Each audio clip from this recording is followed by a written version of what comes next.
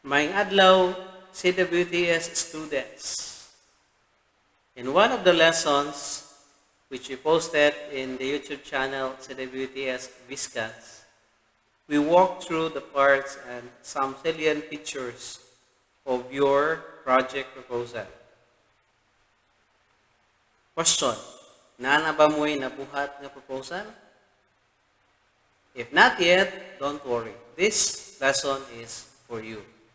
In this lesson, I will give an example of a project proposal. Are you ready? If you're ready, then let's do it. So here, I get an example from the article of Lim et al. 2018. You can get this with this DOI number, and you can also access through this URL. Okay, so let's walk through the parts of your proposal using this article. Moving on. First part is project profile.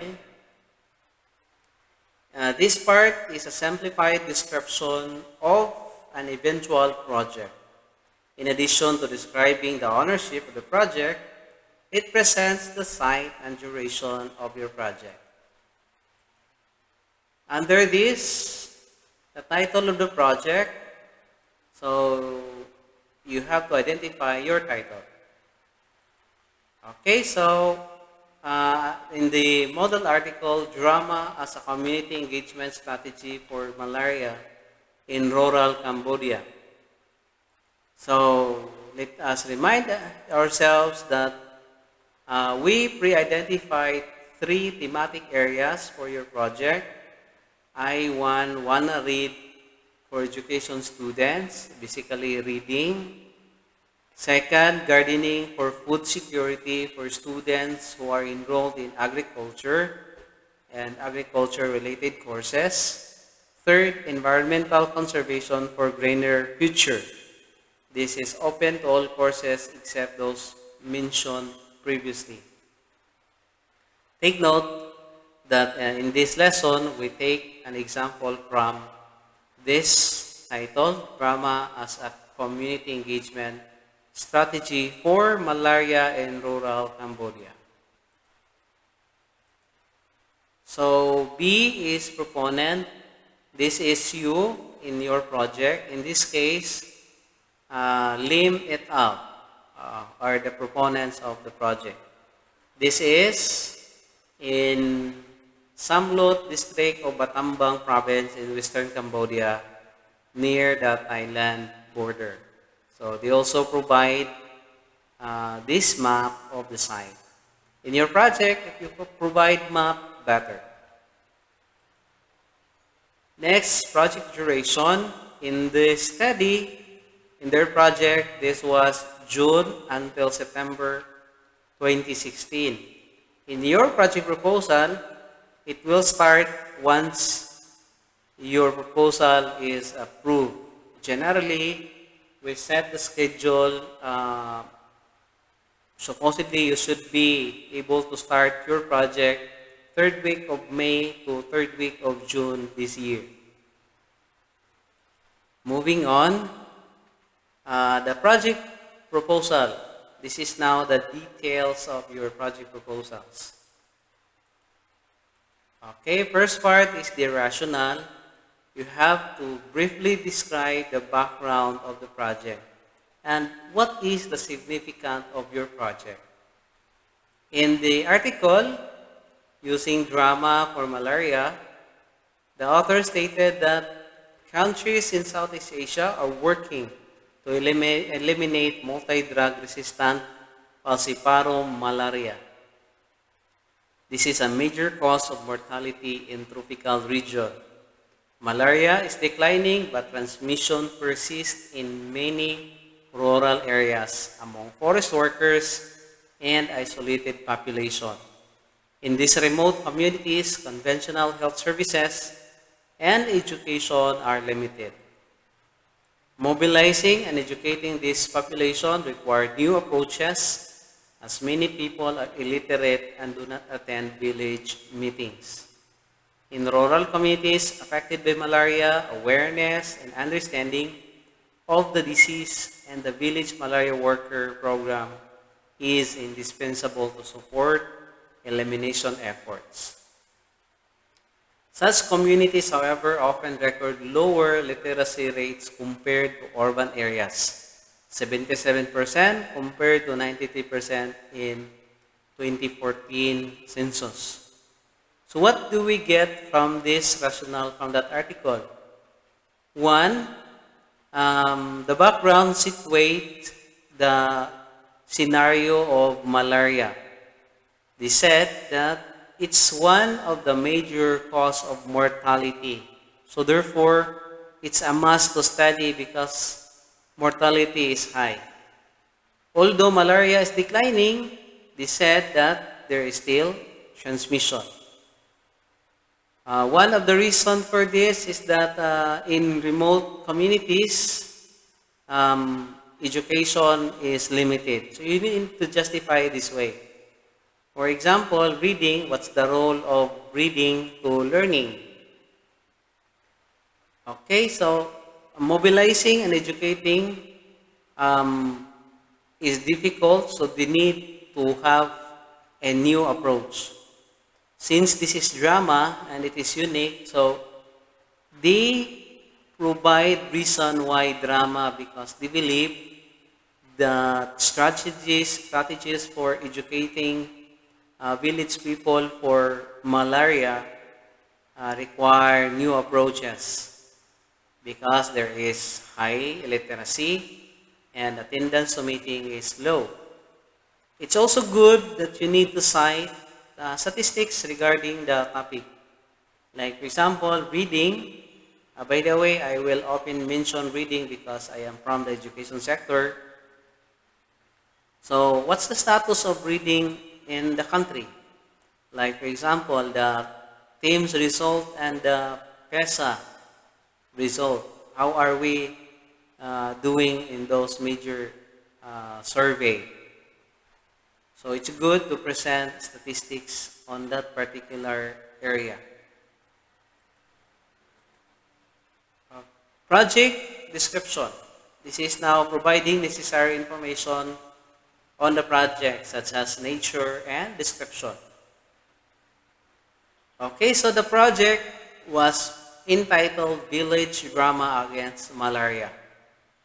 So they said that it's a joint initiative of Battambang Provincial Health and Oxford Medicine Unit, funded by Wellcome Trust. If it is reading, who are you partnering with? Okay, so moving on, BDAM project combined Cambodian drama, art, music, workshop. So this is the content and the nature of the project, that it contains this intervention, drama, art, music, workshop, and some also they mention concerts and competitions as part of the project. So in your project, you need to mention what are included in your project proposal. Okay, so the project mixed art and drama with modern technologies. Describe what you will use. Here, they use art and drama with modern technologies such as using drones to film the villages and social media to share photos and videos across the province. Okay, so what are the features again? Describe who are you partnering with. What are the contents of your project? When you do the intervention, how will you deliver? And then describe what are recent trend of providing that intervention. Objectives, we know this. This is the specific statement or the purpose to address the problem areas. Okay, so in the example, it's BDAM. The project's The project aimed to encourage people to prevent mosquito bites by using insecticide-treated nets and repellents. Next, second, get early diagnosis and treatment. Third, raise awareness about the risks of malaria in local forest. So if it is reading, of course, so maybe lower the illiteracy rate, increase the reading performance, something like that. If it is eco breaks, this is to reduce waste, something like that. Methodology, this is the most important part for us teachers who will check your work. This will tell us how you're going to do your project, how it will be implemented. In the article, they divide the methodology section in several parts. First, planning and involvement of local people. The project, in the project, local leaders and community are involved in planning and implementation phases. They said there are section for drama, workshop, and performance. Here, they detail that the BDM comprise a series of 3-day workshops with drama group traveling from one village to another every third day. During the workshop, villagers share their talents and local stories which are integrated as part of drama. Next, they also describe the data collection. This is critical because this will tell us what are the information to support success or progress of your intervention or project. So here, they describe the use interviews. The interviews was conducted by 2 interviewers using interview guide. They also said ethical statement. Ethical statement is crucial, it's necessary for a project that involves human participants. Or I wanna read, since you're dealing with kids or students, you really have to prepare ethical statement or informed consent. In the article, they said that the study was approved by Oxford Critical Research Ethics Committee, the committee in Cambodia. They also registered this in clinicaltrials.gov. This is necessary for clinical trials, of which their project is related to malaria. So they also mentioned verbal consent was obtained rather than written for some reason like cultural, due to low literacy in remote villages. As much as possible, we need to translate the consent into the language they understand. So kung ang participant dili pa kabasag English, so use the mother tongue instead.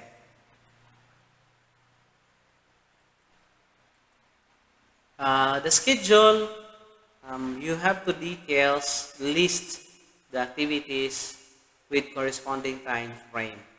You usually use Gantt chart here. Example like this. Perhaps in your case, since we advise you to limit to 1 month, so maybe week 1, 2, 3, and 4. Activity 1, 2, 3, 4, and so on. So you have to present like this. There are several models and there are templates for Gantt chart you can explore. Okay, monitoring and evaluation. This will tell us the scheme you will do to ensure that project objectives are attained.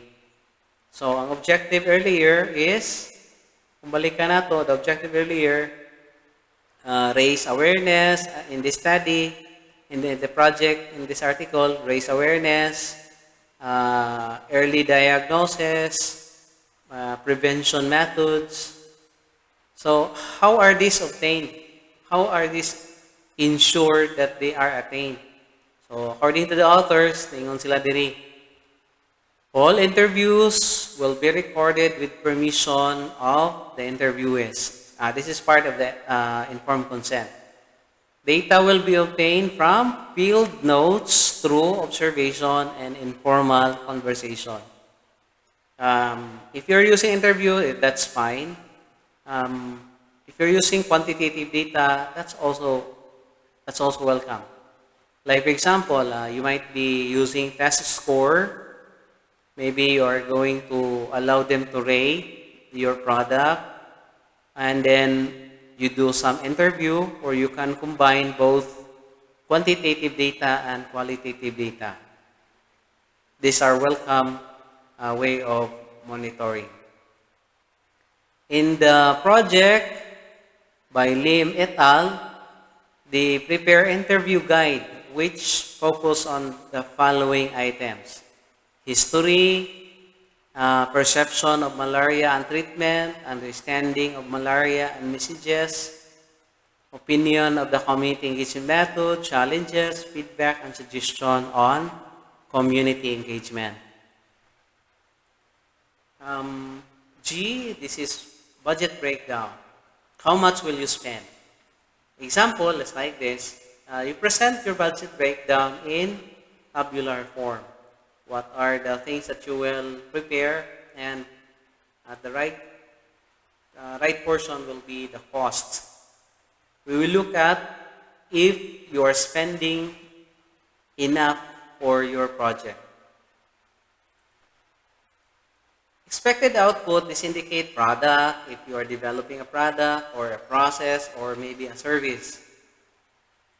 Okay, so in the article, Lim et al., the expected output was analysis of these themes. Like the output will suggest what are the appropriate activities to curb malaria.